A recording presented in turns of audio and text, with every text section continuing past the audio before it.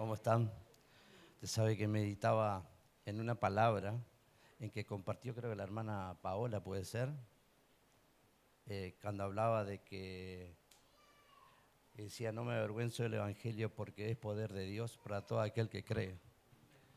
Y usted sabe que en mi vida pasada, a mí siempre me gusta hablar del Señor, testificarle el poder de Dios, ¿no? Me gusta siempre relatar algo expositivo para que nosotros podamos animarnos a lo otro, para saber de que tenemos un Dios de poder, que no hay nada imposible para Él, que todo se cumple en su voluntad. Y yo recuerdo que decía que el Señor ya fue preparando, porque yo fui mensajero y fui cartero, y yo veía los rostros en los pueblos cuando sus hijos le enviaban dinero a sus familias pobres, y cuando veían se ponían tan contentos porque realmente sabían, esperaban con ansia una carta, un mensaje de sus hijos, de su familia que estaban tan lejos. Era en la época de los 90 para atrás. Hay algunos jovencitos que no van a entender, ¿no? No había lo que el pastor dice, ahora apaguen todos los celulares, por favor, no nos vamos a distraer. Y en esa época sí. Y usted sabe que yo le hago una carta, ya estando en Buenos Aires, a mi madre, a mis padres, para que ellos se pongan contentos, porque por lo menos una vez en la vida tomé una decisión tan importante. Yo siempre digo que la decisión más importante que nosotros tomamos como ser humanos es poder aceptar a Cristo en nuestros corazones. Porque cuando entra el Evangelio de Jesucristo en nuestras vidas y en nuestra familia, comienza a haber una restauración. Y esa paz se comienza a transformar a pesar de las situaciones, porque no nos dijo para de sufrir. Vamos a tener aflicciones y vamos a tener problemas. Y usted sabe que a los 15 días yo esperaba una respuesta y sonó el teléfono y me dice, leí tu carta, lo hemos recibido. Me dice, sabía que eras loco, pero ahora estás re loco. Y me cortó. Y pasaron 3, 4, 5 años que yo no viajé porque estaba enojado verdaderamente, porque yo esperaba que diga, bueno, por fin, algo bueno va a hacer este chico, ¿no? Pero siempre Dios pone en nuestros caminos personas que realmente van edificando nuestras vidas, mentores, líderes, que edifican nuestras vidas con los testimonios. Pasaron los años y yo conocí un pastor que realmente era un hombre que cuando el pastor Diego el otro día hablaba, venía en la memoria, un pastor que amaba mucho, lo sigue amando a pesar de que ya no está en la tierra, ya partió de la presencia del Señor. El pastor Diego hablaba del llamamiento de Abraham. Y yo decía, Abraham, un hombre que salió a un lugar donde había mucho pecado, de Ur de los Caldeos, pero tenía mucho dinero, solamente esperaba un primogénito, un heredero. Pero este varón, cuando lo llamó el Señor, él salió con su familia siendo inófino, no sabía leer, no tenía conocimiento, pero sí él vio que su esposa con un cáncer de mama fue a una campaña y levantó sus manos y ella sintió que un fuego descendió y fue sanada. Entonces eso fue el motivo por el cual él creyó en el poder de Dios, porque le sanó a su esposa, a su mujer que él tanto amaba. Y empezaron a transitar en el camino del Señor, y cuando vi un llamado, el pastor dijo que había un llamamiento, que ellos tenían que ir a un lugar desconocido.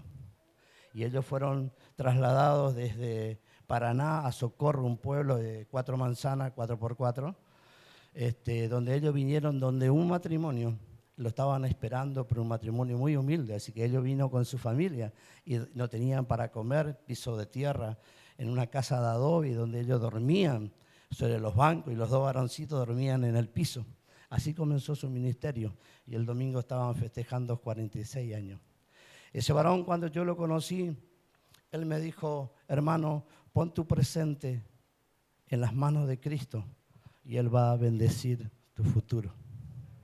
Palabras sabias. Cuando nosotros ponemos nuestros presentes en las manos del Señor, sabemos que el futuro está seguro, un futuro eterno. Amén. Usted sabe que al poco tiempo, a los años que le he conocido, él venía de predicar y empezó a vomitar sangre, le vino un cáncer en el estómago y tuvieron que operarlo de urgencia.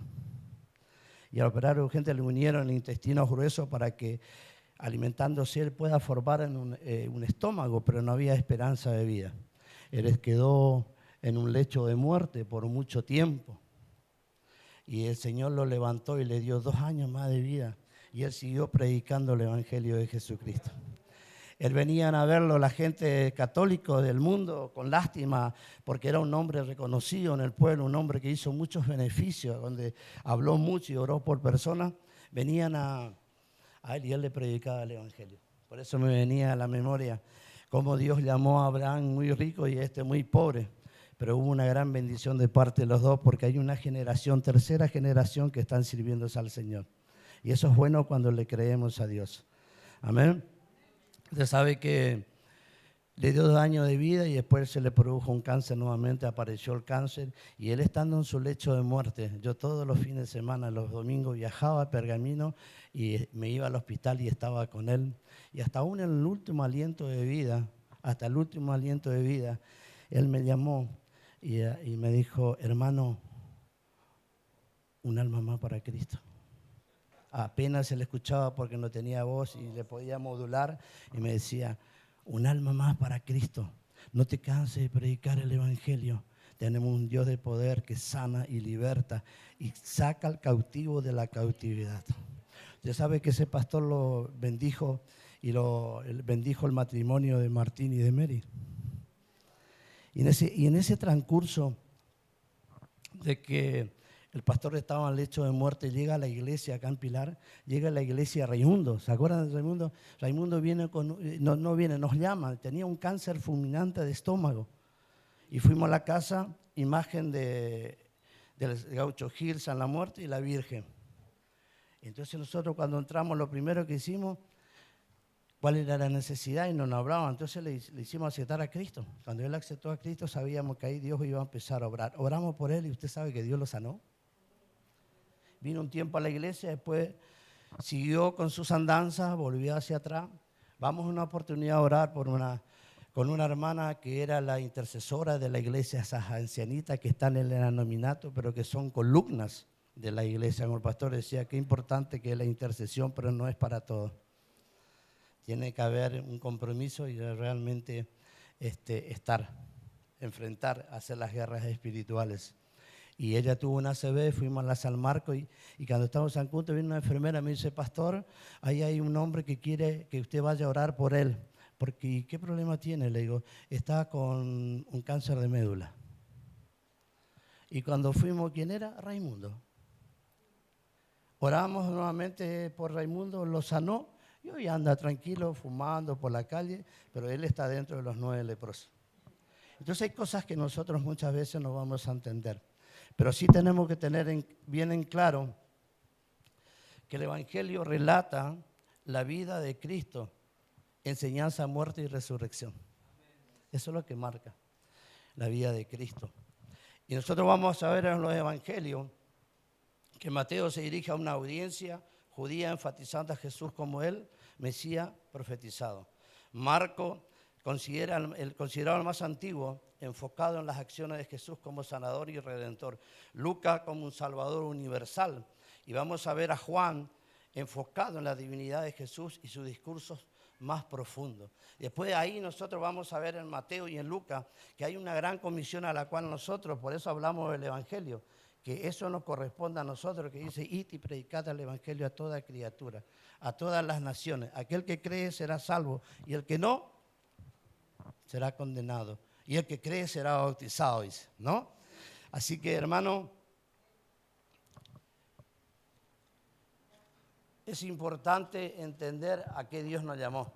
Y hoy yo quiero hablarle un poquito de lo que es, lo que Dios quiere como evangelista, porque hicimos llamados todos tenemos ese llamado de apóstol. ¿Sabía que somos apóstol? Porque apóstol significa cartero, enviado, mensajero. Entonces, cuando nosotros entendemos el llamado a cual Dios nos llamó, pero solamente Dios nos llama, pero no solamente nos quedamos en el llamado, queremos ser evangelistas o queremos los ministerios para edificación de la iglesia, que eso es bueno. Pero yo quiero que usted me acompañe al libro de Efesios capítulo 4.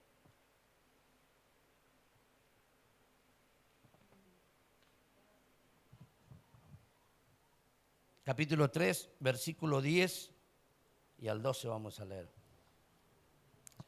Dice, para que la multiforme sabiduría de Dios sea ahora dada a conocer por medio de la iglesia a los principados y potestades en los lugares celestiales. O sea, el propósito de Dios es que la iglesia sea hablado y manifestado a las potestades celestiales. Entonces nosotros tenemos en claro con quién nos estamos enfrentando, a quién nos estamos enfrentando. Dice, para que la multiforme sabiduría de Dios sea ahora dada a conocer por medio de la iglesia a los principados y potestades en los lugares celestiales, conforme al propósito eterno que hizo en Cristo Jesús nuestro Señor, en quien tenemos seguridad y acceso con confianza por medio de la fe en Él, por lo cual pido que no desmayéis a causa de mis tribulaciones, por vosotros los cuales son vuestras glorias. Pablo en sus 13 cartas paulinas nos encontramos que si no estaba preso, él siempre estaba siendo perseguido, pero él hablaba de un evangelio de poder, de transformación. Entonces,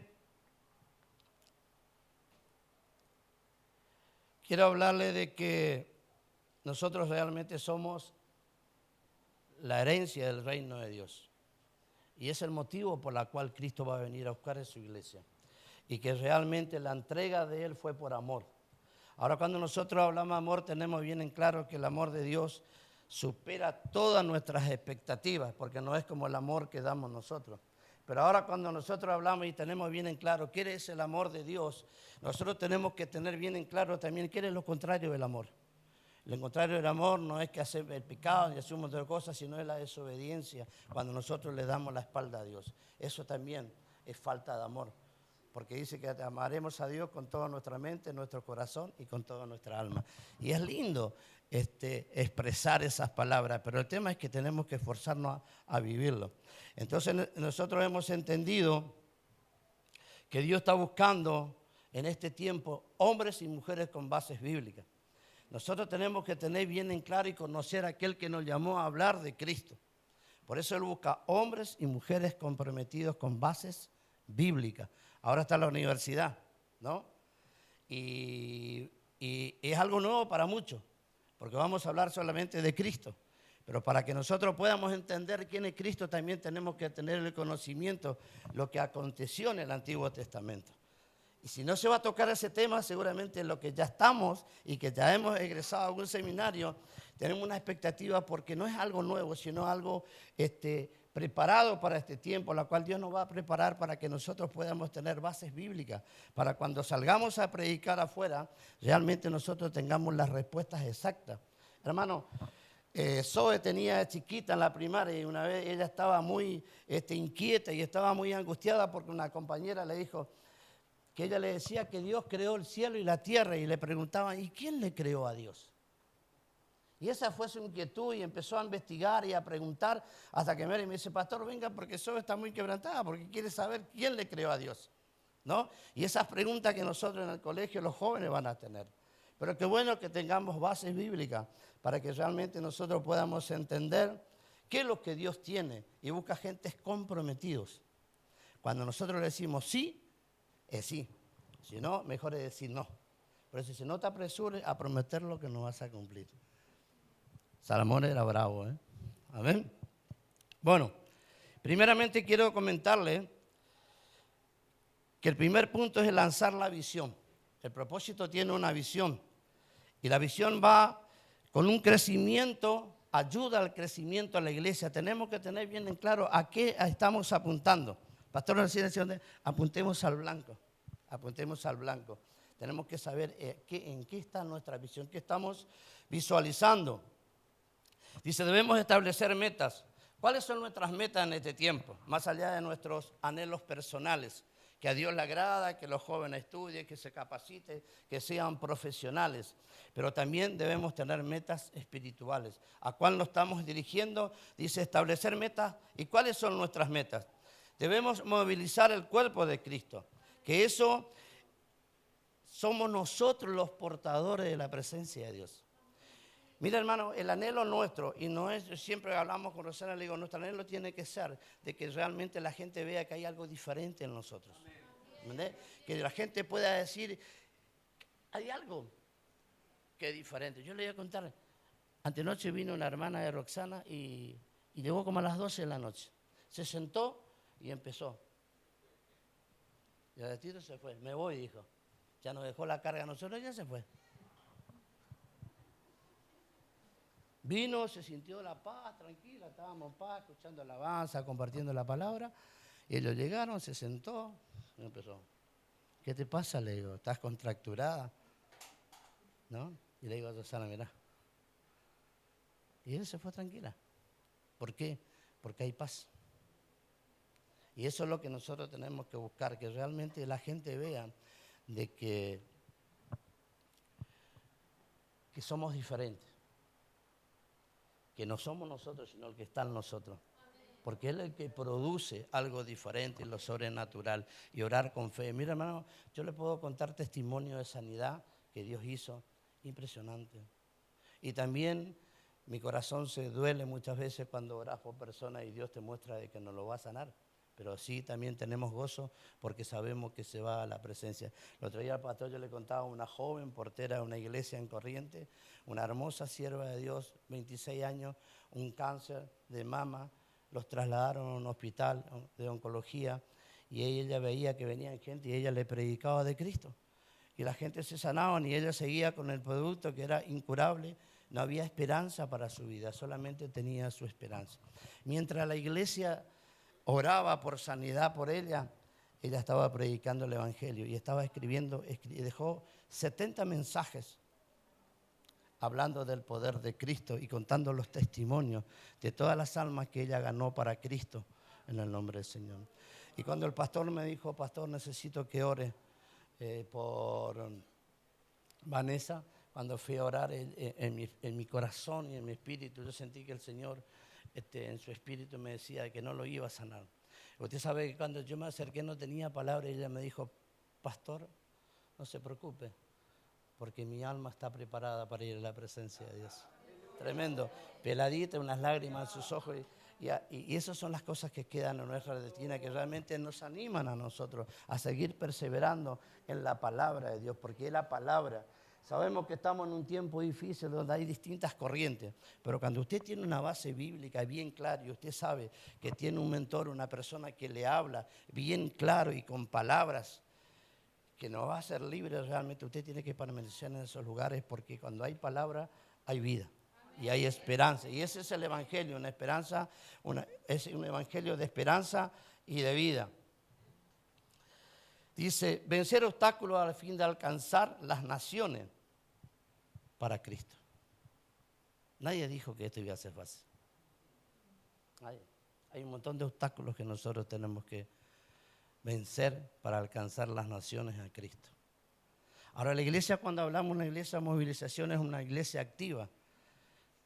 Que hay un propósito, que tiene una visión bien clara y que realmente sabe a dónde quiere, a dónde está direccionado. Por eso hay metas, por eso hay proyectos, por eso hay cosas, hay una misión que cumplir en la tierra, ganar almas para Cristo. Y mientras el enemigo sigue robando las almas, muchas veces dice, ¿y cómo irán si nadie les predica? Decía el apóstol Pablo. Y nosotros somos los portadores y muchas veces callamos por el que dirán. Usted sabe que necesitamos conocer nuestras bases. ¿Cuáles son nuestras bases? Porque nosotros podemos tener mucha teología, mucho conocimiento, tener mucho conocimiento de la palabra de Dios. Pero si realmente no tenemos una comunión con Dios, eso es ímbalo. Y nosotros necesitamos que cuando lanzamos una palabra, cuando sale una palabra, tiene que entrar en un corazón y ese corazón tiene que ser un corazón receptivo. Que esa palabra empiece a germinar y empiece a dar fruto. Y el fruto del Espíritu. Y ese es el proceso, ese es el camino en el cual el pastor hablaba de la perfección. No sé si ustedes venían escuchando, el hermano David decía, el evangelio es Cristo. El pastor hablaba del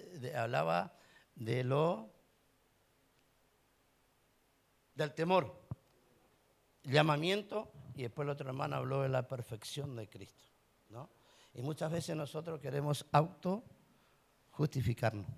La autojustificación y el humanismo en la iglesia. Y esto no es humanismo ni debemos justificarnos, sino debemos aprender a reconocer, arrepentirnos y convertirnos y tener nuestras bases sabiendo que tenemos un Dios que nos perdona, que es grande su misericordia, pero muchas veces no nos libra de lo que realmente nosotros sembramos. Lo que sembramos vamos a cosechar. Entonces, cuando tenemos base, nosotros tenemos siempre, yo siempre digo que el Espíritu Santo en nuestras vidas es como el semáforo, ¿no? Te va avisando.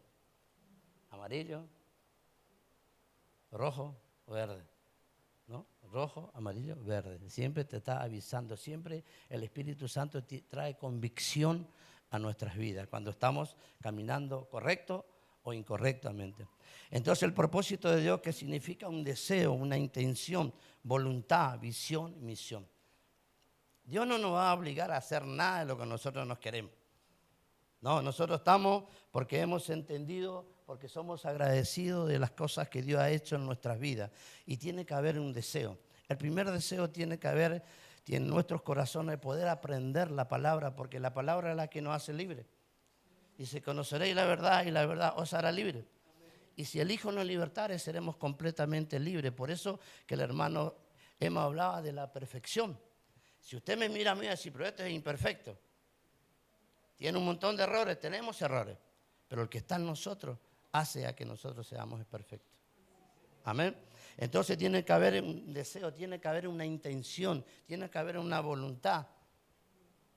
Y la voluntad siempre tiene que estar en nosotros poder extender el Evangelio de Jesucristo.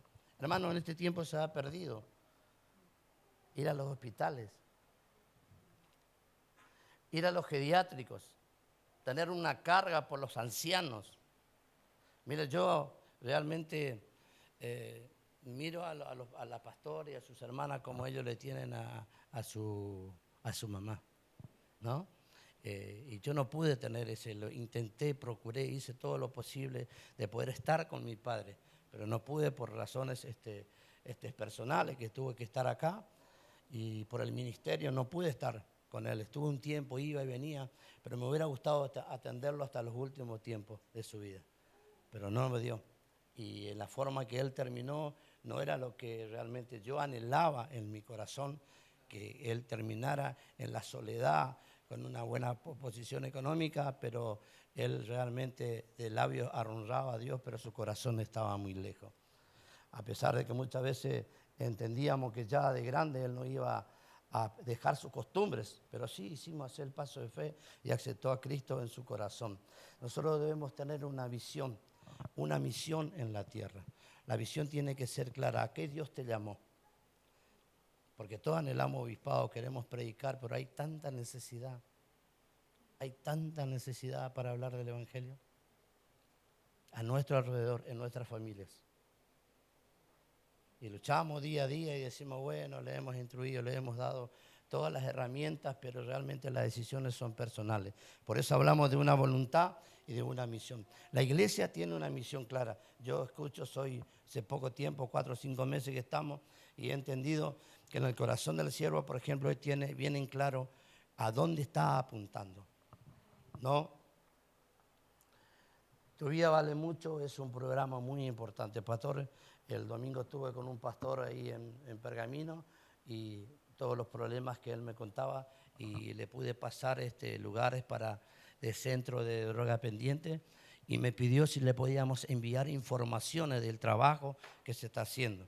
Le dije que yo lo iba a hablar con el pastor, que si estaban dentro de las posibilidades se le iba a mandar la manera para que ellos también puedan trabajar, que en lo que es tu vida vale mucho. Es doloroso ver de que jóvenes se están perdiendo en las drogas, en la prostitución, y lo vemos alrededor de nuestros barrios. En la cuadra nuestra estamos subiendo. Entonces, cuando la visión es clara, nosotros tenemos que estar en una iglesia en movimiento. La dirección dice que Jesús es el camino, la verdad y la vida, y Él es el único camino. El Evangelio es esperanza. Cuando llega una familia hay esperanza.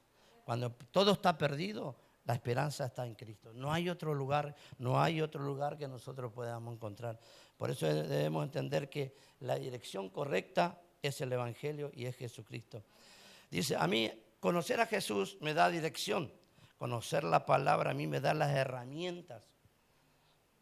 La oración me da autoridad. La dirección correcta a mí me da integridad, que significa cualidades de cosas que poseen todas sus partes y ninguna de ellas han sido alteradas. Y eso está hablando del Padre, del Hijo y el Espíritu Santo.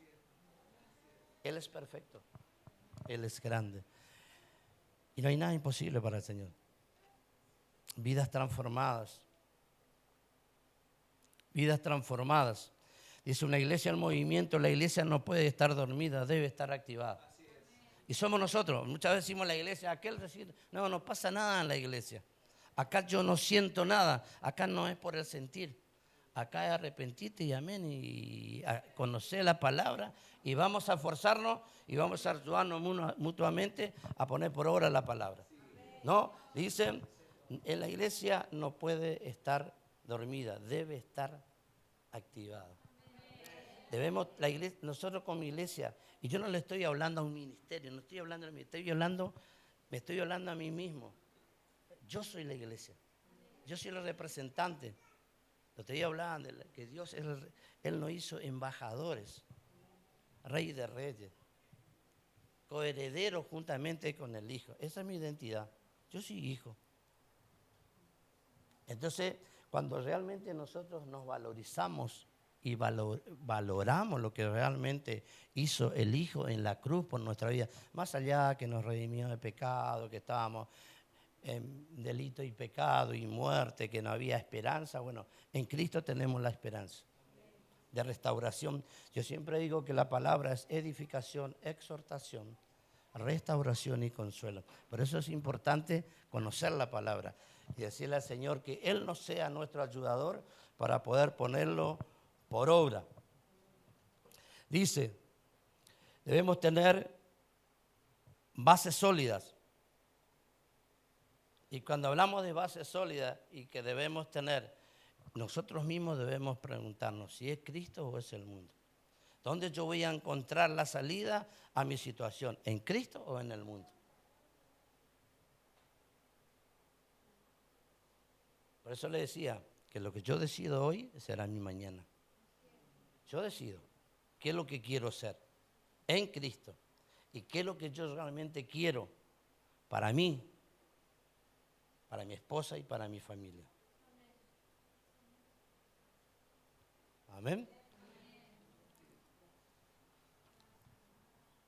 La confianza, dice, significa apoyar, encargar, encomendar, entregar y creer. Seguridad y fe. Esa es la confianza en Cristo. Esas son las cualidades, son los atributos de Dios. Él nos entregó a nosotros poder, autoridad y potestad. Y ese poder no es para creernos Superman, no. Ese poder es para poder orar, reprender. Y Él nos ha dado autoridad en su palabra. En la palabra de Dios nosotros tenemos autoridad y tenemos potestad sobre toda influencia del enemigo. Si el enemigo tiene influencia sobre nuestra vida porque nosotros le dejamos puertas abiertas. Si no tiene, Él dice que no tiene ni obra ni parte, porque nosotros hemos sido comprados a precio de sangre. Él fue inmolado por nosotros. Entonces, cuando hay el diablo, estoy en un proceso, estoy en mi proceso, no. Debemos tener el discernimiento del Espíritu. No todo es proceso. A veces es causa del pecado, que no queremos reconocer y no queremos volver a Cristo. Y a lo mejor estamos arrastrados, pero realmente es tan grande el ego y el orgullo de las personas. Yo siempre digo que Cristo a nosotros nos ha dejado una enseñanza de humildad tremenda. Si yo hoy le digo a usted, láveme los pies, a ver, ¿cuántos están dispuestos a lavarme los pies? Pero de verdad, Él lo hizo. Y lo hizo aquel que lo estaba por traicionar, aquel que le negó a sus discípulos, a sus apóstoles, que Él lo eligió, pero eran todos, tenían lleno de errores. Y Él no miró los errores.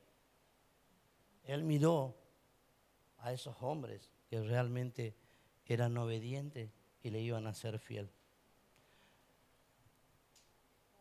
Jesús no lavó los pies de sus discípulos. Eso es ser humilde. Humilde no significa ser pobre y nada, sino entender de que realmente nosotros tenemos una fe y una seguridad y una confianza en el Señor. Esa tiene que ser nuestra confianza en el Señor. Job decía, en el libro de Job 11:18, dice, tendrás confianza porque hay esperanza.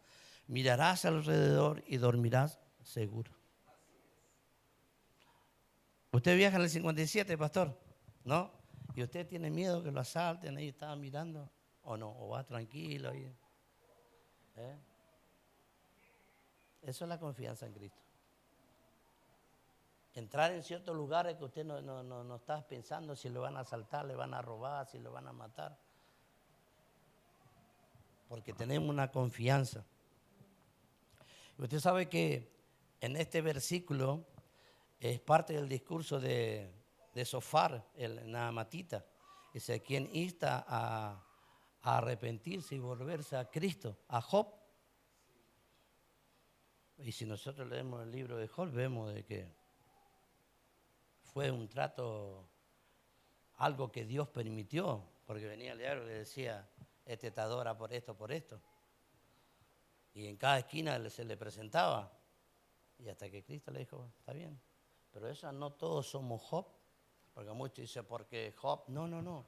Ese fue un trato que Dios permitió que Job sea quitado todo. Pero su mayor postrero fue mayor. No todos hablamos, sí, Job. Job es algo especial que nosotros tenemos. Y aún sus amigos no entendían el proceso que le estaba pasando. Pero él siguió amando a Dios. Él sabía que más allá de todo su esperanza estaba en Dios. No había otro. Pasar por lo que pasó Job, no sé si estamos preparados a pasar, ¿no? Otra de las cosas que nosotros necesitamos como iglesia es renunciar. Y usted me va a decir, ¿qué tengo que renunciar si yo no? Sí, tenemos que renunciar. Renunciar significa dejar. Así pues, cualquiera de vosotros que no renuncia a todo lo que posee, no puede ser mi discípulo. Y él le dijo a un escriba, le dijo, sígueme. Y él primeramente tenía la ley, tenía la palabra, todo, pero él no quiso dejar su comodidad, su privilegio. Tenemos que renunciar para seguirle a Cristo, como hizo el pastor Jarra. Él dejó su trabajo municipal y vino por fe. Renunciar significa, así pues cualquiera de vosotros, dice, que no renuncia a todo lo que posee, no puede ser mis discípulos. Amén. Y una de las cosas que realmente a nosotros nos cuesta es renunciar por Cristo. Y realmente Cristo hizo un montón de cosas por nuestras vidas. Tenemos testimonio para contar. Muchas veces los testimonios hacen a que realmente la gente pueda entender lo que Cristo hace por las vidas. Ahora, si yo te hago una pregunta en esta noche, ¿qué tiempo hace que no ganaste un alma para Cristo? Eso tiene que ser algo que tiene que quebrantar y tiene que inquietarnos a nosotros, porque para eso fuimos llamados. Nosotros nos reunimos en una iglesia y estamos en un recinto, en un ministerio, y venimos y adoramos y somos cuerpo, y ahí cada uno cumplimos una función, pero la función es ganar alma para Cristo. Y tiene que ser algo que tiene que inquietar en nuestros corazones. Todos los programas que se hacen son para ganar alma para Cristo, porque estamos viendo cómo está acelerado el enemigo, porque él sabe que él ya está derrotado desde el principio, pero él quiere seguir llevando armas.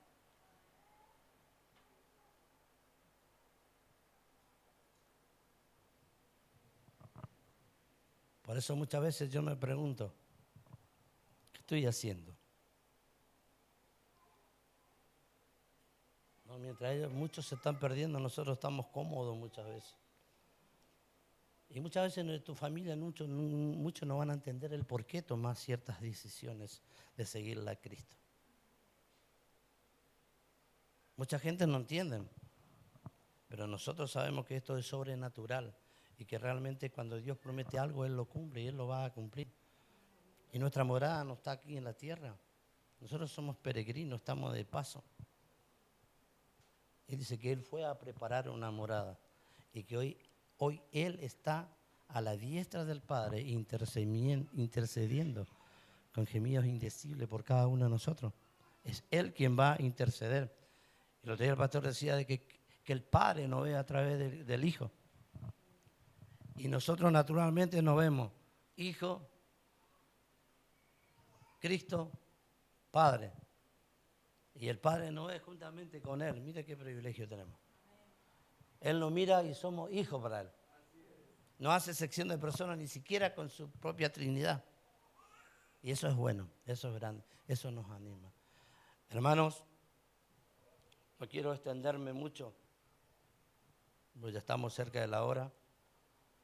Decirles y animarles que a pesar de las circunstancias, debemos seguir permaneciendo en su palabra y seguir ganando un alma más para Cristo. ¿Oramos? Gracias, Señor.